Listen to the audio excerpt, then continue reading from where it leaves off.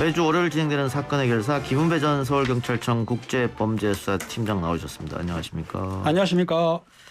지난주에 충격적인 사건이 있었는데 외국인 유학생들이 여자 중학생 한 명을 집단으로 성폭행한 사건이 있었습니다.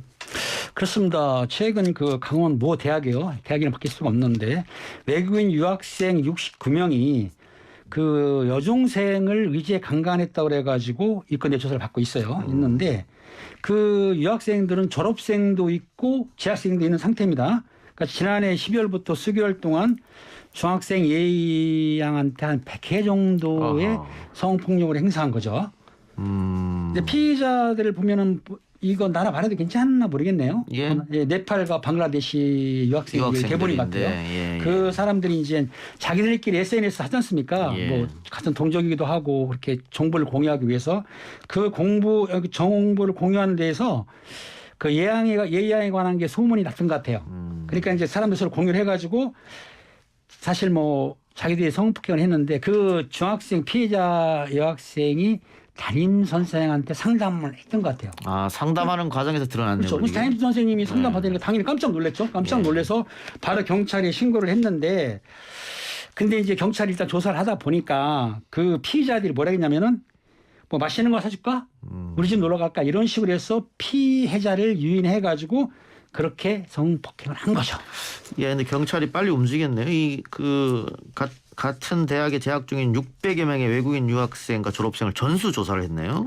그러니까 일단은 그 당시에 그 피해자 여학생이 다 인적사항을 다 알지를 못하지 않습니까? 그렇겠죠. 그렇기 때문에 한 600여 명 정도의 외국인 재학생들이 있었는데 그 여야 재학생들 모조리 전수조사 일일이 수사를 했던 거죠. 그리고 이제 휴대폰 같은 걸 제외해 보니까 그중에 특정된 게 69명이었던 거죠. 69명에 대해서는 여건이 있으니까 도주할 수 있지 않습니까? 그러니까 저희 경찰에서는 여건이 있거나 해외로 도주할 우려가 있으면 출국 정지를 하는 거죠. 출국 금지. 출국 금지는 내국인한테 하는 거고 외국인 같은 경우는 출국 정지를 해기면은 그 피의자들이 일단 외국으로 자기 나라로 돌아가지를 못하고 국내에 있어야 되는 거죠. 그럼 지금 출국 정지 상태고. 그렇죠. 출국 정지했기 때문에 해외로 도주는 할 수 없는 거죠.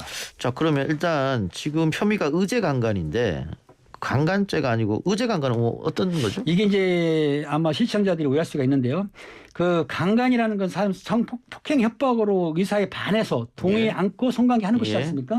그런데 우리나라 법률상에 13세 미만자의 피해자 같은 경우에는 동의를 해도 그러니까 동의를 해도 성관계하게 되면 처벌을 합니다.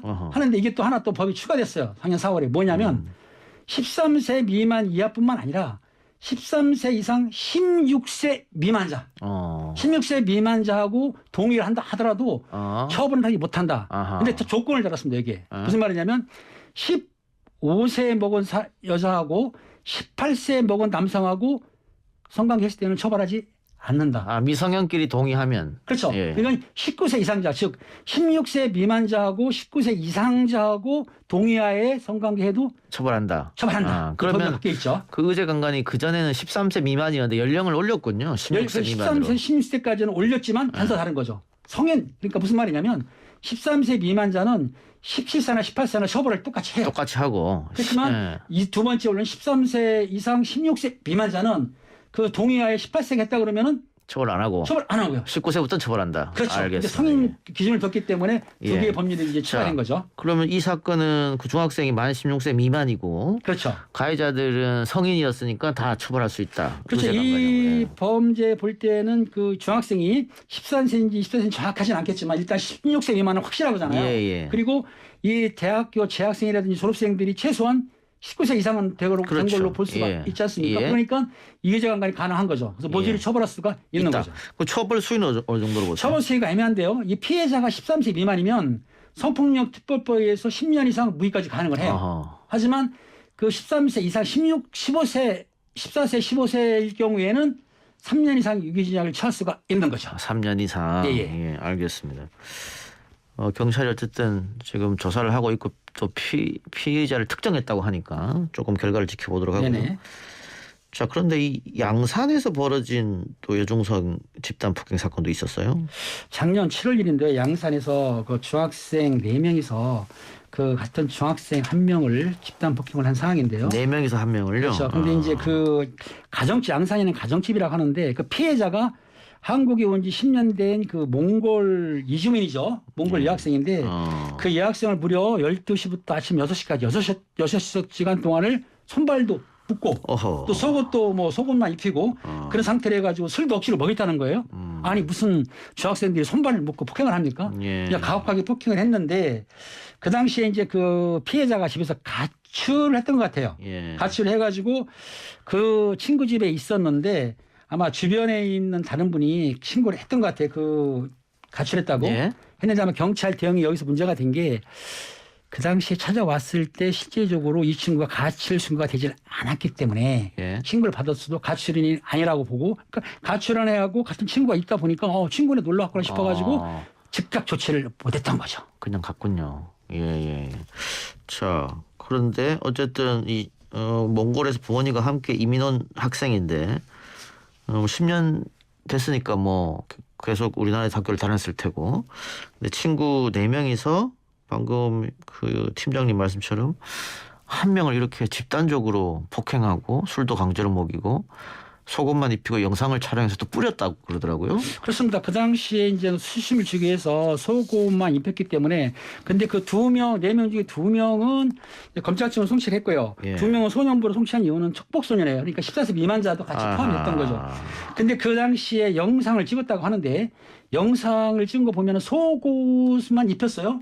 근데 여기 문제가 있습니다. 지금 경찰에서는 공동폭행, 즉 폭력이 등 처벌에 관한 법률 위반에 따라서 공동폭행으로만 입건을 한 걸로 알고 있는데 실제적으로 속옷을 입었을 경우에 성적 수치심을 느낀다고 하면은 성폭력 특별법이 적용이 되거든요. 이게요. 예. 그러면 가중처벌할 수 있는 건데 아마 경찰에서는 그것까지 속옷만 입은 것을 과연 성적 수치심으로 받느냐에 대해서는 논란이 있어가지고 현재로서 입건이 안 한 것 같아요. 예. 근데 어떻든 제가 보기에는 영상을 찍었지 않습니까? 예. 근데 만약에 성폭력 특별법이 적용되면은 영상을 찍은 사람도 처벌을 받고 예. 그 영상을 돌려본 사람도 처벌할 수가 있는 거죠. 예. 근데 영상을 지금 돌고 있거든요. 예. 말 들어보면은 뭐 영상에 뭐 아는 오빠들한테 5천을 주고 판매했다고 하는 거 보니까 그럼 또 영리 목적이 들어가는 거예요. 그런 상황으로 영상이 유포되어 있기 때문에 이 영상을 빨리 회수를 하든지 아니면 삭제시켜야 되는데 그렇네요. 아직 거기까지는 수사기관이 힘이 미치지 못한 것 같아요. 예. 자, 그런데 이 A양을 마구 때리고 하면서 A양 이마에 A양의 국적을 비하하는 글을 새기기도 했다. 그 4명의 어린 학생들이 어떻게 이런 범죄를 저지를까? 그러니까 이 범죄의 처전 내역을 보게 되면은 사실 그 당시에 가출 신고를 했을 때 그 이제 그 가출이 된지를 몰랐으니까 처음에 경찰은 실시하지 않습니까? 근데 두 번째 갔을 때는 가출 신고를 이모가 했었어요. 근데 그 이모가 먼저 찾아갔을 때 자기 조카를 내놓으라고 하니까 그 있던 학생들하고 시비가 붙었는데 그 이모가 막 뺨을 때린 것 같아요. 그 학생들, 뺨을 때리면 폭행인 거죠. 가해 학생들을 예. 학생들이 폭행죄로 신고를 한 거예요. 그러니까 경찰에서는 이모가 가출 학생으로 신고도 했고 또 그 학생들이 맞았다고 폭행 신고를 했으니까 조사하러 현장에 갔는데 그 당시에 그 방에는 들어갔다는 거예요. 근데 안방하고 화장실은 찾았는데 그 피해자가 저 같은 피해자가 피해 신고를 했을 텐데 그냥 도망갔어요. 도망갔기 때문에 베란다에 숨어 있었는데 경찰이 베란다까지는 확인을 못했다. 이게 무슨 얘기냐면 경찰 측에서는 그렇습니다. 압수수색 영장이 없으니까 전체 수색을 못했다고는 변명을 하지만 그렇다고 한다면은 안방하고 건너방은 들어갔지 않습니까? 화장실을 화장실 갔으면은 베란다를 좀 봤으면 어떨까 싶었는데 거기까지는 좀 적극적으로 수사를 안 했기 때문에 피해 예방을 못했던 거죠. 그 당시에. 경찰의 부실 대응 논란이 또 있을 것 같긴 한데 그런데 여기서 지금 우리 댓글창에서도 촉법소년 문제를 계속 언급하는데 지금도 그 2명만 검찰 송치 2명은 이제 소년부로 갔다는 거지 않습니까? 소년부로 가게 되면 이제 1호부터 15까지 처벌을 받아요. 처벌 안 받는 건 아닌데 그 촉법소년 같은 경우는 성과가 안 올라가고 입건 안 하기 때문에 단지 소년에 갈 수도 있습니다.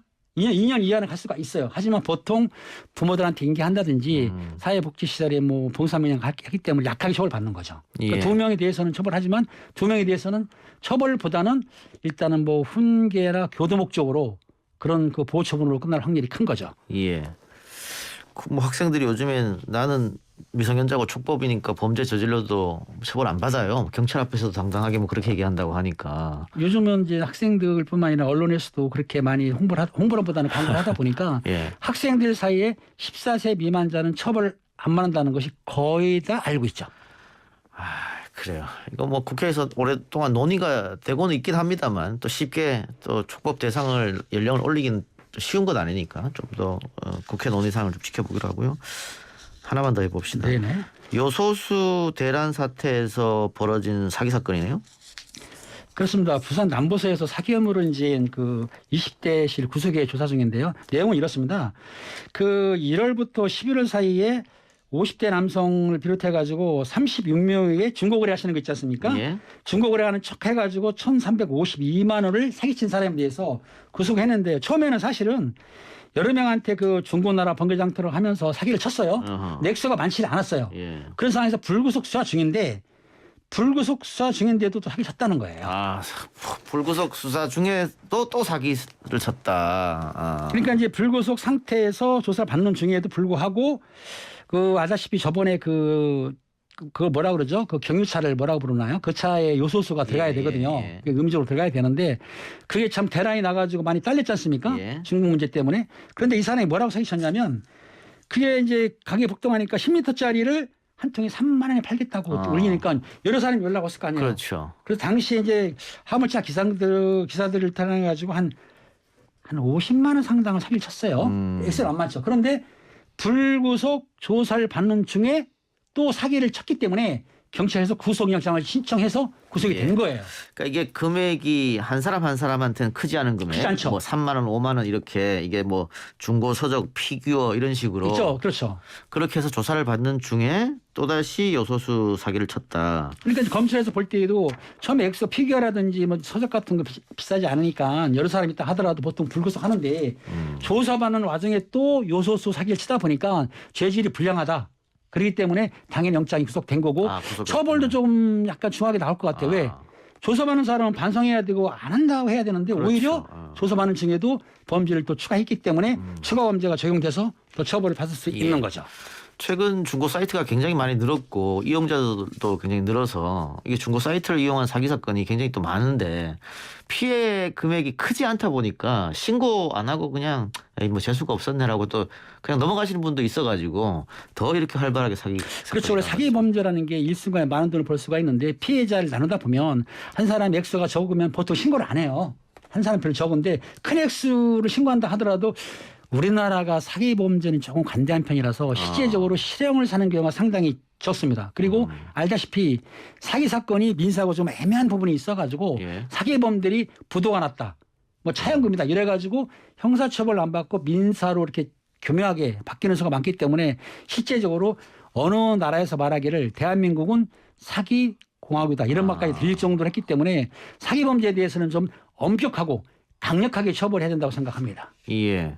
근데 뭐 민사로 가더라도 그 사기친 사람들이 나는 배상할 능력이 없다, 돈 없다, 뭐 이러면 또 받아내기도 쉽지 않은. 우리나라가 알다시피 형사처분은 뭐 법률적 신체에 구속될 수도 있지만 민사사건은 돈이 없으면 갚지를 못하고 갚을 수가 없죠. 그러니까 민사 같은 경우는 이제 민사사건이 10년으로 알고 있는데 일단 그 피해자들이 없다 그러면은 피가해자들이 없다 그러면 피해자들이 그 채권을 담보할 어떤 능력이 안 돼요. 소송하도 시간만 끌 뿐이지. 그러다 보니까 사기 범죄에 대해서는 피해당한 사람들이 그 피해에 대한 복구도 회복도 안 되고 그러다 보니까 우리나라가 사기에 대해서 좀 관대한 편이다. 또 사기를 당했지만은 회복이 안 된다는 게 실제적으로 이루어지고 있는 거죠. 예, 관련 통계를 보더라도 다른 사건보다는 사기 사건이 굉장히 또 숫자가 많더라고요. 우리나라의 통계도 보면. 통계적으로도 그렇고 알다시피 그 사기 범죄를 한 사람 보면은 제가 조사하다 보면은 한두 건이 아니에요. 여러 건을 많이 하고 있어요. 그래도 크게 처벌 안 받아요. 그러니까 사기 범죄가 경미하게 처벌받고 또 사기 범죄한 사람들이 반성이나 후회도 없어요. 범죄에 경각심이 없기 때문에 또 사기를 칩니다. 이 이유는 사기의 범죄는 돈하고 관계된 거 아닙니까? 그러다 보니까 사기를 치게 되면 많은 돈을 벌 수는 있어요. 그런데 그 건에 대해서 법원에서 강하게 처벌을 안 하기 때문에 본인들이 사기의 범죄를 하고 계속해서 하는 수가 있는 거죠.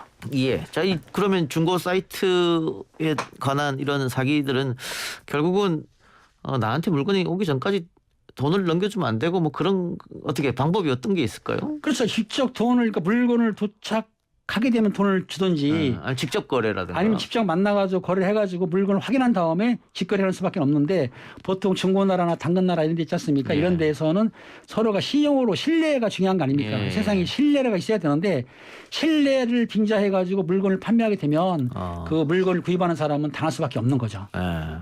그래요. 또 뭐 잘 살펴보면 블랙리스트 전화번호도 있다고 하더라고요. 있죠. 그러니까 예. 무슨 말이냐면 사기 범죄에 쓰인 전화번호는 예. 등록을 시켜놔가지고 그 범죄로 전화를 하게 되면은 그걸 체크할 수가 있는 예. 건데 그 범인들이 그 번호를 쓰질 않죠. 또 또 다른 바꾸고. 휴대폰을 만들기 때문에 커다란 효과는 볼 수는 없는 거죠. 알겠습니다. 자, 서로 현명하게 대처했으면 좋겠습니다. 오늘 사건 해결사는 여기까지만 하죠. 지금까지 김은배 전 서울경찰청 국제범죄수사팀장과 함께했습니다. 수고하셨습니다. 감사합니다.